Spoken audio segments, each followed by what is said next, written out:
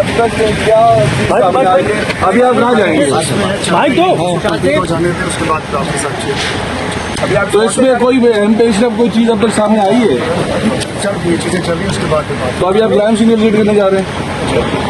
आपके जो पार्टनर है उन्होंने उनको गिरफ्तारी का खतरा है, उससे बचने के लिए उन्होंने कराची की सिटी कोर्ट से रजू किया है और जमानत हासिल की है।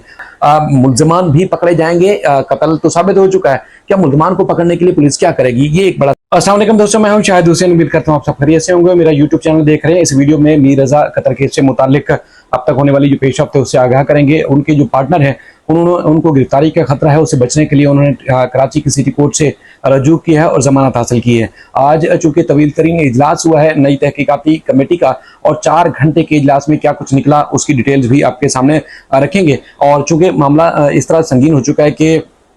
जो रजा मीर की जो कत्ल केस है उस हवाले से अब तक तहकीकात का जो रुख है उस तरफ नहीं जा पाया जिस तरह सिविल सोसाइटी और जो आम आवाम है लगातार एहतजाज कर रहे हैं। उनके वकील जिब्रान नासिर साहब मीडिया को मुकम्मल तौर पर ब्रीफ कर रहे हैं। उनकी वालिदैन जो है अब वो भी असल फैक्ट्स और हकायक से आगाह कर रहे हैं, लेकिन जो असल जो मुद्दा है, असल जो पेशरफ्त है, असल जो फोकस होना चाहिए उस तरफ अब तक गया नहीं है। क्योंकि गुज़श्ता रोज़ की IG सिंध की जो गुफ्तगू है उससे अब तक यही लग रहा है कि वो भी एक इबाहम में अब तक जो है वो इस तरह कश्मकश का शिकार है कि क्या करार दिया जाए, यानी कि कत्ल है या खुदकुशी, या अगर कत्ल भी ये हो गया जिस तरह तस्लीम पोस्टमार्टम रिपोर्ट में हो चुका है तो उसके बाद उसके मुल्जमान को कैसे पकड़ेंगे उसका अब तक कोई खुरा, कोई एविडेंस, कोई शवाहिद और सबूत उस तरह के नहीं मिले हैं पुलिस को जिससे पुलिस अब तक जो है उन मुल्जमान तक पहुंच सके। तो इस तरह काफी परेशान कौन सूरत हाल है कि क्या मुल्जमान भी पकड़े जाएंगे, कत्ल तो साबित हो चुका है, क्या मुल्जमान को पकड़ने के लिए पुलिस क्या करेगी, ये एक बड़ा सवाल है जो कि आगे चल के हम कोशिश करते हैं कि उसका जवाब लेने की भी कोशिश करें। आज चूंकि जो नई तहकीकाती कमेटी थी उन्होंने इजलास किया फिरोजाबाद पुलिस स्टेशन में और 4 घंटे का जो इजलास था वो जारी रहा और उस इजलास में मुख्तलिफ जो तहकीकाती टीम थी, मुख्तलिफ जो पुलिस एहलकार थे, अफसरान थे, इस केस से जुड़े उनसे तहकीकात होती रही। तहकीकात में टेक्निकल जो असिस्टेंस फराहम करने वाली CPLC टीम भी इजलास में शरीक रही और मीर रजा की लाश की इतला मिलने पर जय वकुआ पर पहुंचने वाली पुलिस की जो नफरी थी उनका भी बयान कलमबंद किया गया और मोबाइल से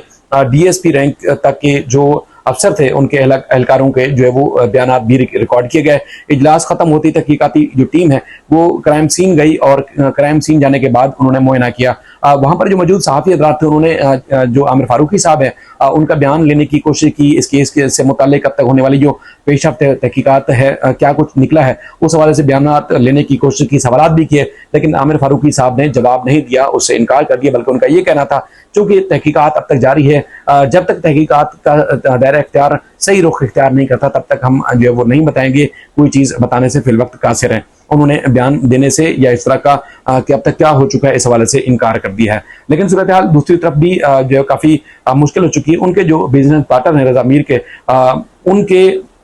उनको गिरफ्तारी का खतरा है। उनको लगता है कि पुलिस उनको गिरफ्तार कर लेगी और इसलिए उन्होंने अपने वकील के जरिए जो है कराची की सिटी कोर्ट से रजू किया और ताकि उनको जमानत कबल गिरफ्तारी हासिल की जाए और अदालत ने 1 लाख रुपए के मचलकों के एवज जो है मोहम्मद अहमद की जमानत मंजूर की है और अदालत ने पुलिस को गिरफ्तार करने से भी रोक दिया है और मुमकिन जो गिरफ्तारी थी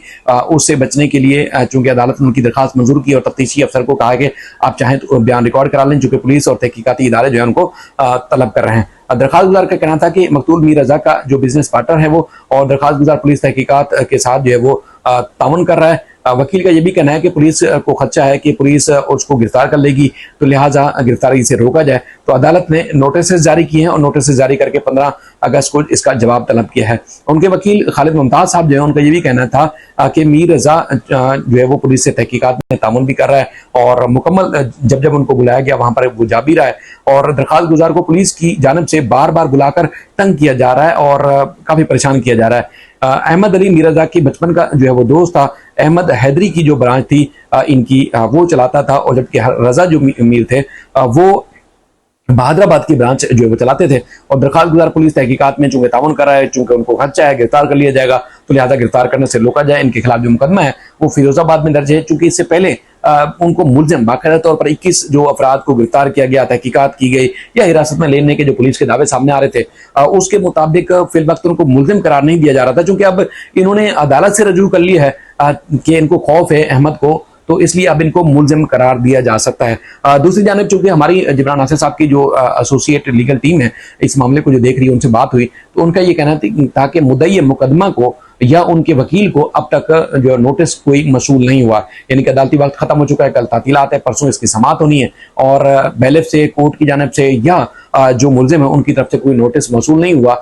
पुलिस ने जो पुलिस और प्रोसिक्यूशन को कोर्ट ने नोटिस जारी करते हुए 15 तारीख को जो है वो तलब किया है। यानी कि अब देखते हैं कि कोर्ट मुद्दई मुकदमा को सुने बगैर कैसे जो है वो मजीद इनकी जमानत के ऊपर फैसला कर सकती है, मजीद इस तरह केस चला सकती है। लेकिन यह है कि एक मामला जो है काफी संगीन रुख इख्तियार कर चुका है और जिब्रान नासिर साहब ने मना किया कि उनको अब तक जो है किसी किस्म की तफसीलात नहीं मिली है, मतलब मुलजिम की दरखास्त में क्या मौक़िफ़ है, मजीद क्या डिटेल्स हैं। दूसरी तरफ जिस तरह आपको मैंने बताया कि लगातार मुख्तलिफ सिविल सोसाइटीज़ के जो लोग हैं, मुख्तलिफ जो सोशल मीडिया इन्फ्लुएंसर हैं, मुख्तलिफ जो नौजवान हैं, कराची के नौजवान, वो कभी नर्सरी के ऊपर, कभी चार मीनार के ऊपर, कभी मुख्तलिफ जगहों पर जो है वो एहतिजाज कर रहे हैं और लगातार तकरीबन 14 रोज गुजर चुके हैं, उनका एहतिजाज जारी है। एक तो ये है कि उनका जो मौक़िफ़ है कि जो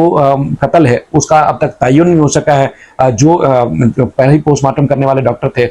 उनको भी जो है वो ओहदे से हटा दिया गया है। लेकिन असल जो वजूहात हैं कत्ल की उस तक और कातिलों तक जब तक नहीं पहुंचा जाता तब तक एहतिजाज का जो है सिलसिला जारी रहेगा। रज़ा मीर की जो फैमिली है वो, उनकी बहन, उनकी वालदा और दीगर जितने भी खानदान के लोग हैं वो भी इस एहतिजाज के साथ लगातार होते हैं और उनके दोस्त और ख़ासतौर पर जो कराची की आवाम का दर्द रखने वाले जो लोग हैं कि एक नौजवान जिसने एक बहुत जल्दी अचीवमेंट हासिल की, बहुत जल्दी अपना कारोबार उन्होंने बढ़ाया और उसके बाद अपने दोस्तों को साथ अटैच किया, तो इस तरह एक अच्छी कारोबारी ज़िंदगी गुजार रहा था और ना जाने और क्या क्या कामयाबियां समेटता, लेकिन उसको उसके ख्वाब पूरे होने से पहले ही उसकी ज़िंदगी छीन ली गई। इसलिए जो कराची के नौजवान हैं वो लगातार एहतिजाज कर रहे हैं और उनकी जो एहतिजाजी गुफ्तगू है, जब वो बात करते हैं तो यकीनन दिल दहलाने वाली उनकी गुफ्तगू कही जा सकती है। तो अपना फीडबैक ज़रूर दीजिएगा, अपना बेहद ख्याल रखिएगा। अल्लाह हाफ़िज़।